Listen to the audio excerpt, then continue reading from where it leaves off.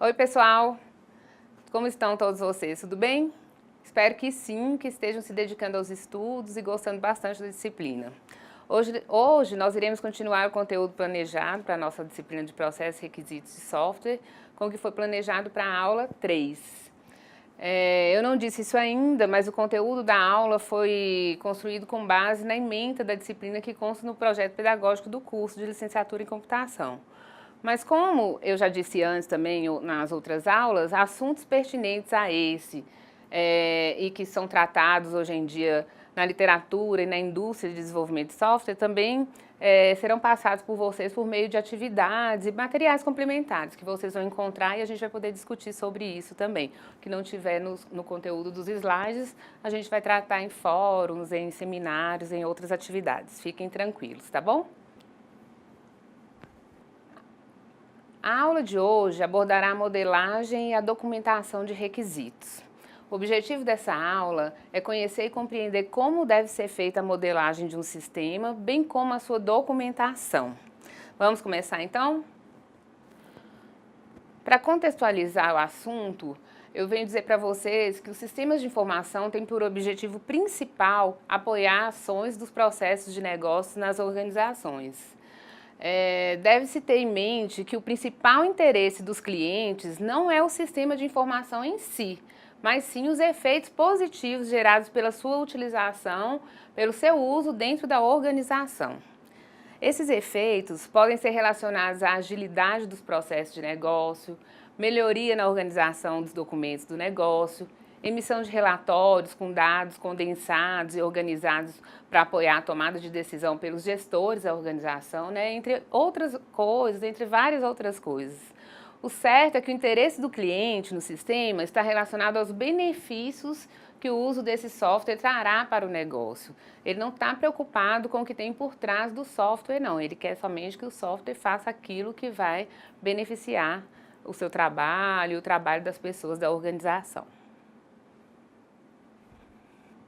Pois bem, durante o andamento e o levantamento de requisitos, como já discutimos em outra aula, é importante e necessário compreender o contexto organizacional no qual o sistema está inserido, bem como alinhar os requisitos do sistema com os objetivos desse contexto, Se o entendimento do contexto organizacional não ocorrer, os requisitos levantados também vão ficar com algum problema, Vai ficar mais complicado de serem entendidos e podem ficar com aspectos mais tecnológicos e menos com aspectos relacionados ao contexto do negócio.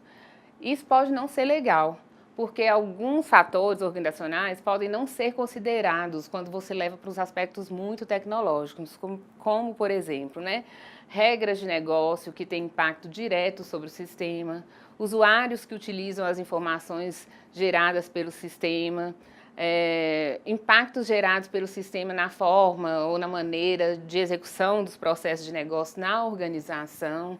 Esse último exemplo é muito interessante até porque a organização que contrata uma equipe de desenvolvimento de software ou uma pessoa que vai desenvolver um software para automatizar os processos do seu negócio, ela vai mudar a forma como esses processos acontecem. Por exemplo, os processos são feitos de forma manual, e eles vão passar a ser feitos de forma informatizada ou automatizada quando o software estiver pronto.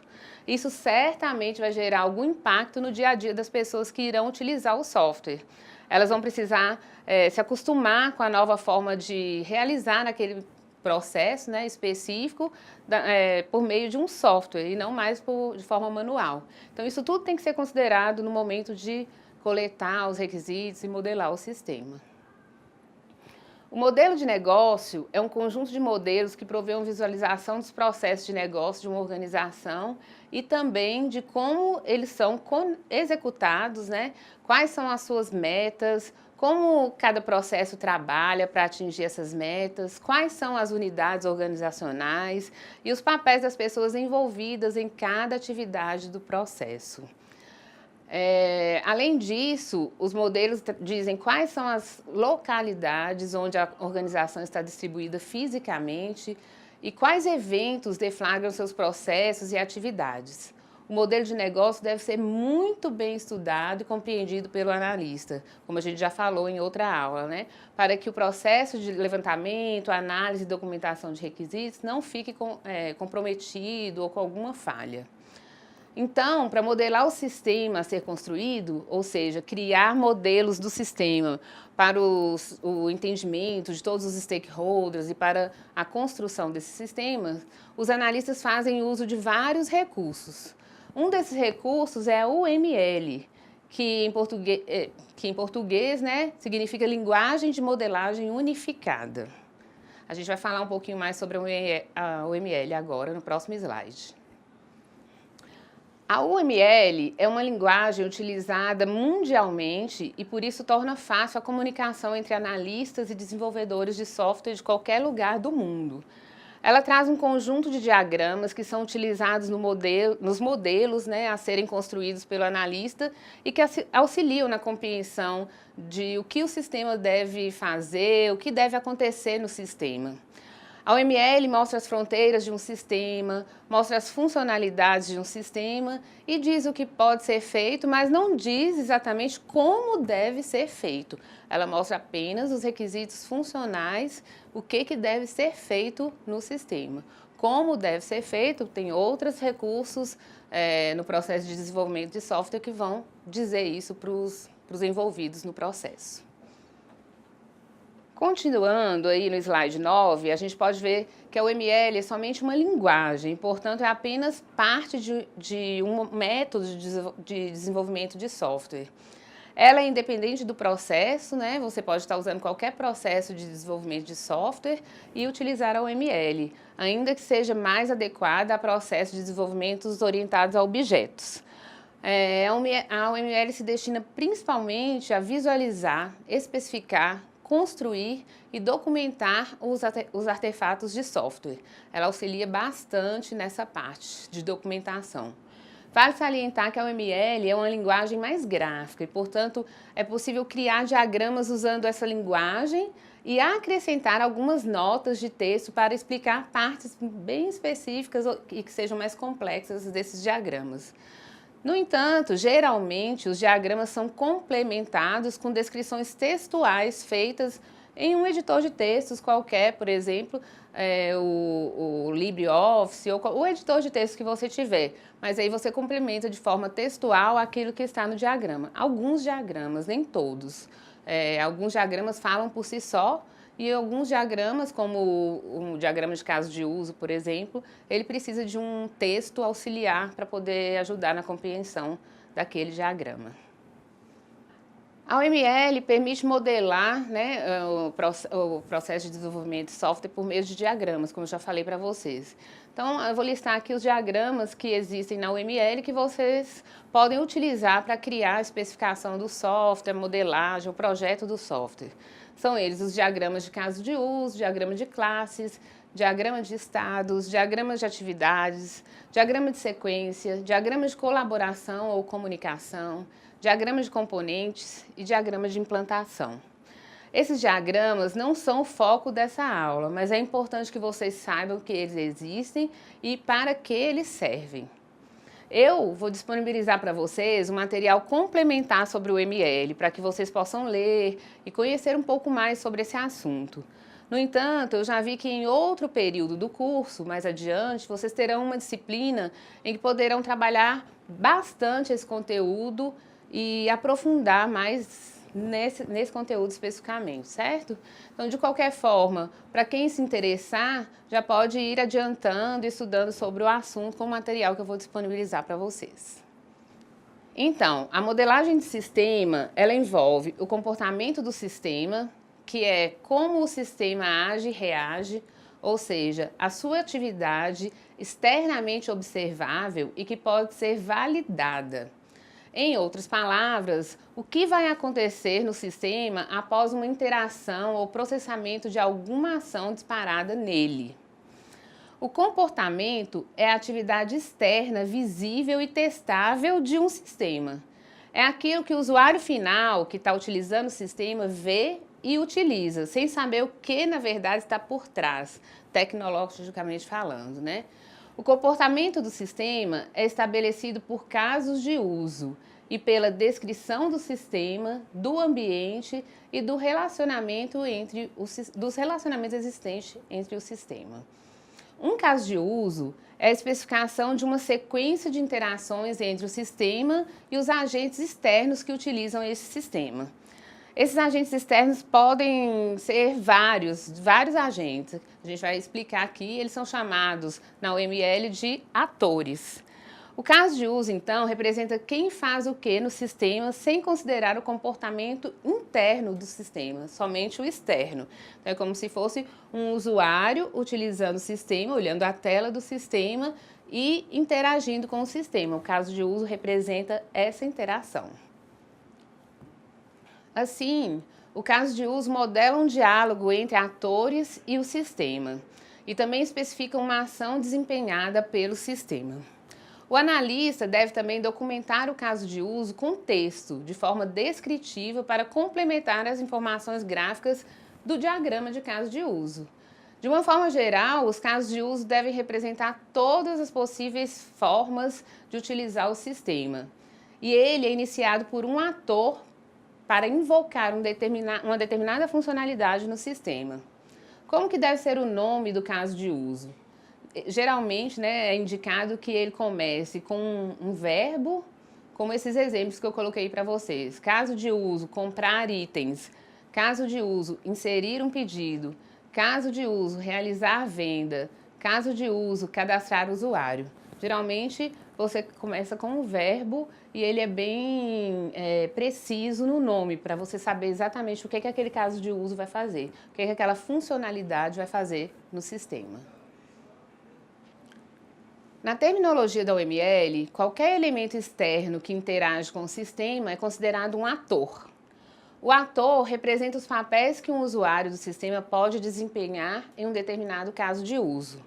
O termo externo indica que os atores não fazem parte do sistema, eles apenas irão interagir com o sistema de alguma forma. O termo interage significa que um ator troca, ele envia ou recebe informações com o sistema. Para exemplificar e clarear um pouco o entendimento, temos aqui algumas categorias de atores. Quem que pode ser os atores que vão interagir com o sistema? As pessoas, por exemplo, o empregado, o cliente, o gerente, o vendedor. Organizações, a empresa fornecedora dos produtos, a administradora dos cartões de crédito. Outros sistemas já existentes, como sistema de cobrança, sistema de controle de estoque. Equipamentos, leitor de código de barras, sensores, tudo isso que pode interagir com o sistema que você está construindo é considerado ator, se ele tiver que interagir em algum momento com o seu sistema. E ele é representado no diagrama de caso de uso como um ator que interage com o sistema. Então, um ator não necessariamente são apenas pessoas, podem ser tudo isso que eu falei para vocês aí. Então, qualquer pessoa ou sistema exterior que troque mensagens e informações com o sistema que você está construindo é considerado um ator e deve ser representado no diagrama de caso de uso dessa forma, como um ator, assim como eu já falei anteriormente. Notem que um ator corresponde a um papel representado em relação ao sistema. Por exemplo, uma pessoa pode representar o papel de funcionário de uma instituição bancária que realiza a manutenção de um caixa eletrônico, mas também pode ser cliente desse banco, que realiza o saque de uma quantia qualquer.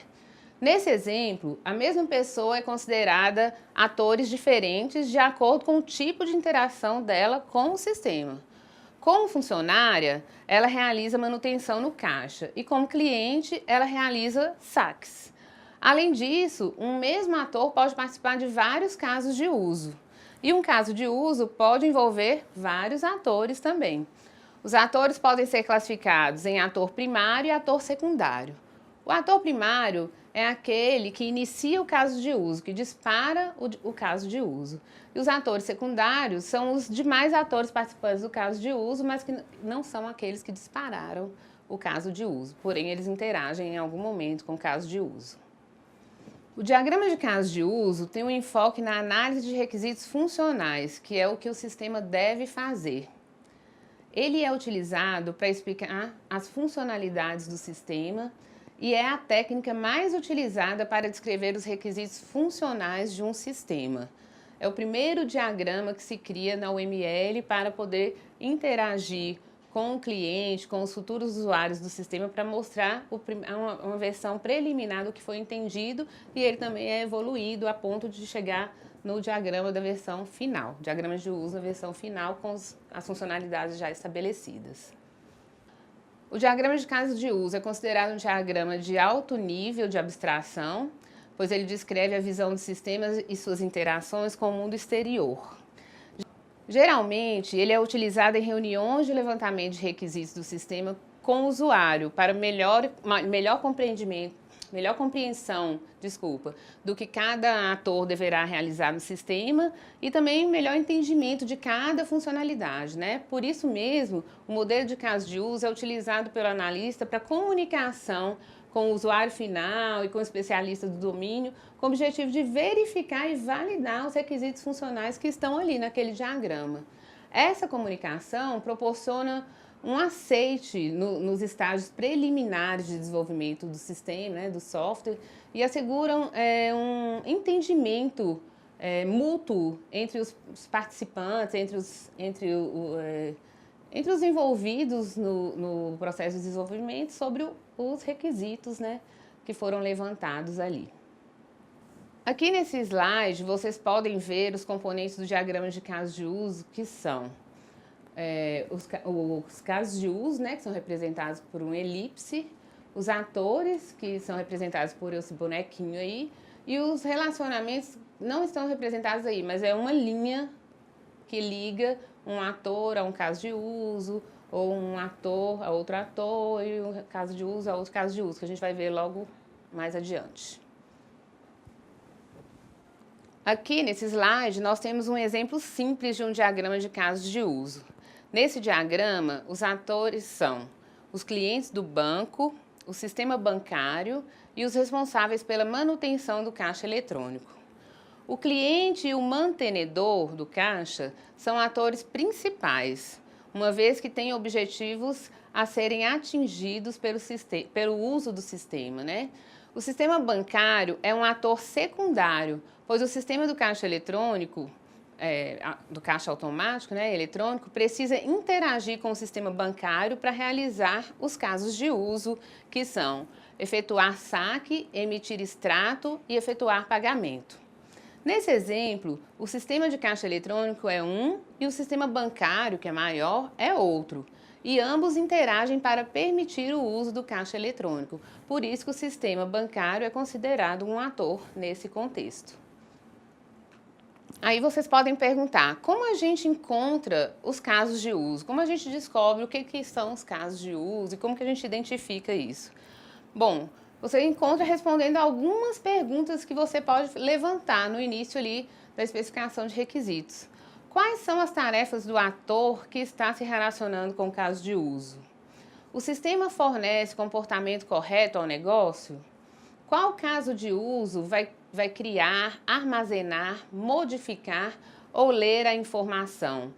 Esse tipo de caso de uso que eu acabei de falar, que ele vai criar, armazenar, modificar ou ler a informação, ele é chamado na engenharia de software, no processo de desenvolvimento de software, de CRUD, que é um conjunto de letras que representam as atividades de criar, né? Create, read, update, delete. Então, é criar, ler, atualizar e excluir um item. Então, toda vez que você fizer, por exemplo, em vez de você fazer um cadastrar cliente, você vai fazer, geralmente se chama manter, a gente chama na linguagem técnica, tipo manter cliente ou gerir cliente.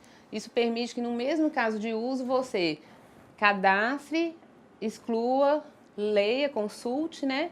Ou atualize aquele item ali relacionado àquele cliente cadastrado, certo? Além disso, outras perguntas que podem ser feitas. Quais casos de uso oferecem suporte e manutenção ao sistema? Todos os requisitos funcionais podem ser atendidos pelos casos de uso? Então, se você tiver um checklist, um conjuntinho de perguntas básicas aí de antemão, você vai conseguir, por meio das respostas a essas perguntas, elencar quais são os casos de uso. E os atores, né? Como a gente encontra os atores? Da mesma forma, respondendo a algumas perguntas que você vai elencar ali e vai criar para poder identificar os atores. Por exemplo, quem está interessado em um requisito desse sistema? Quem vai fornecer, usar, remover informações para o sistema? Quais sistemas irão interagir com o sistema em questão, com o sistema que estamos desenvolvendo? Quais áreas da organização irão utilizar esse sistema? Quais recursos externos são utilizados pelo sistema que a gente está criando? Existem atores que exercem papéis já exercidos por outros atores? Existem atores que exercem mais de um papel? Então, as respostas a essas perguntas irão auxiliar o analista a identificar atores e casos de uso para o sistema que ele está desenvolvendo, né? E aí, a partir daí, criar diagramas.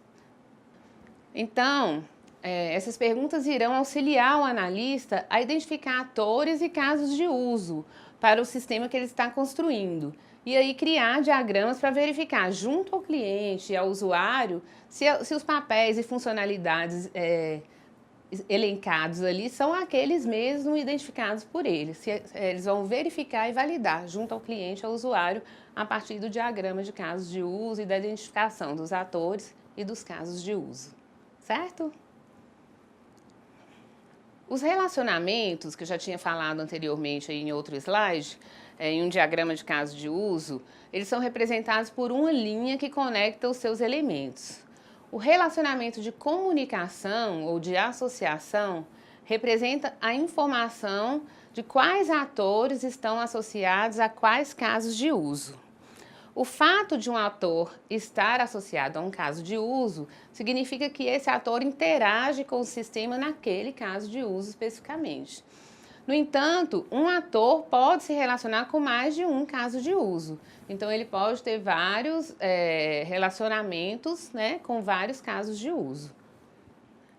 Então, pessoal, dentro aí da caracterização de um relacionamento, existem também os relacionamentos de inclusão, que acontecem somente entre casos de uso. Ele não acontece entre atores e casos de uso. O relacionamento de inclusão acontece quando 2 ou mais casos de uso incluem uma sequência comum de interações. E essa sequência comum pode ser descrita em um outro caso de uso. Então, a partir daí, os casos de uso do sistema podem usar esse caso de uso em comum. Um relacionamento de inclusão entre casos de uso significa que o caso de uso base incorpora explicitamente ou obrigatoriamente o comportamento de um outro caso de uso. Ele pode ser usado quando parte do comportamento do sistema é semelhante em mais de um caso de uso e você não quer ficar copiando a descrição deste comportamento várias vezes na documentação do sistema. Então, você pode colocá-lo como relacionamento de inclusão para vários casos de uso. Aqui no slide 24, nós temos um exemplo de relacionamento de inclusão. Então, nós temos aqui um ator, que é o cliente, que ele está relacionado com 3 casos de uso, que são obter extrato, realizar transferência e realizar saque. E esses 3 casos de uso, eles fazem uso de um outro caso de uso, de um quarto caso de uso, que é fornecer identificação ou fazer login, por exemplo, poderia ser algo comum.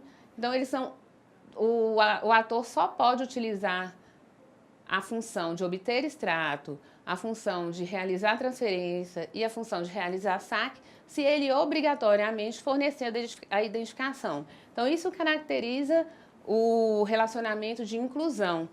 O caso de uso que é incluído no caso de uso base, ele é obrigatório. Então, ele é representado por uma seta pontilhada no sentido do caso de uso base para o caso de uso que está sendo incluído. Essa é a forma de se desenhar isso no diagrama de caso de uso.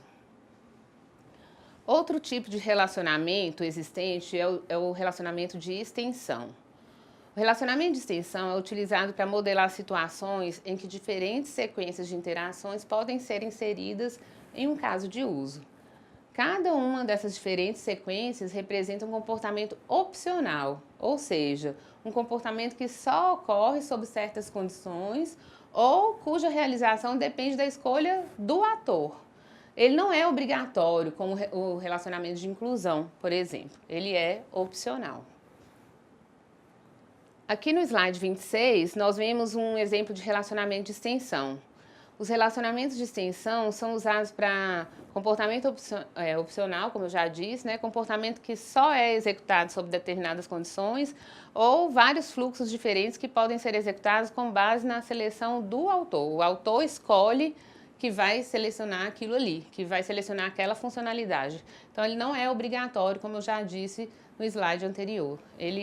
Quem está interagindo com o sistema decide se quer ou não utilizá-lo.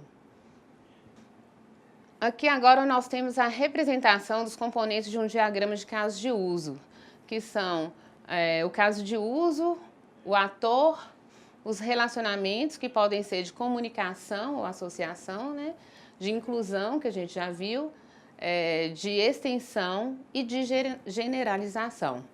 E aquele retângulo onde está escrito sistema é a área delimitadora, em que do lado de dentro dela estarão os casos de uso e os atores ficam do lado de fora para uma melhor compreensão do diagrama. Um caso de uso é definido também por meio da descrição textual das interações entre os elementos externos e o sistema.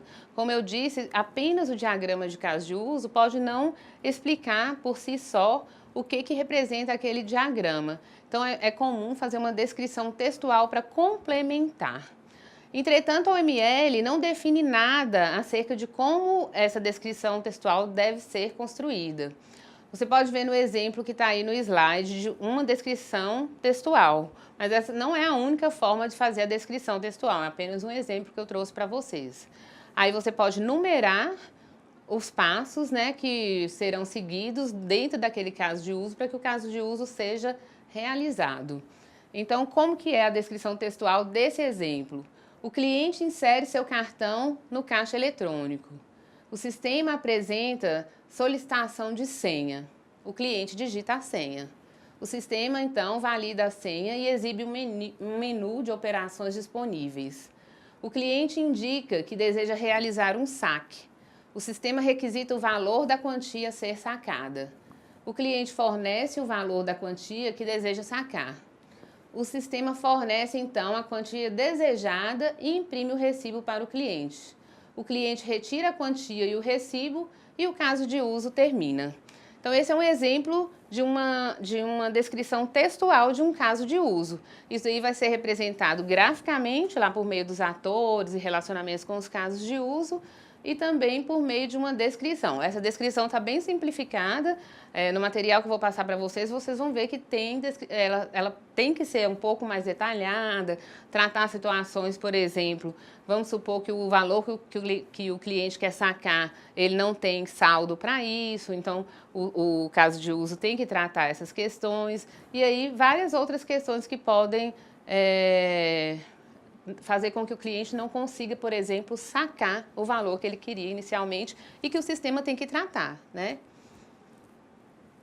Assim, pessoal, para apoiar a construção dos diagramas da OML, não somente o diagrama de casos de uso, né, mas todos, existem ferramentas chamadas de ferramenta CASE, que significa Computer Aided Software Engineer, mas aqui a gente fala ferramentas CASE mesmo, que é mais fácil, né? Essas ferramentas, essa classificação de ferramentas, né, abrange todas as ferramentas baseadas em computadores e que auxiliam as atividades da engenharia de software como um todo, desde a análise de requisitos e modelagem até a programação e os testes. Elas podem também ser consideradas como ferramentas automatizadas que têm como objetivo auxiliar o analista e o desenvolvedor em uma ou várias etapas do processo de desenvolvimento de software.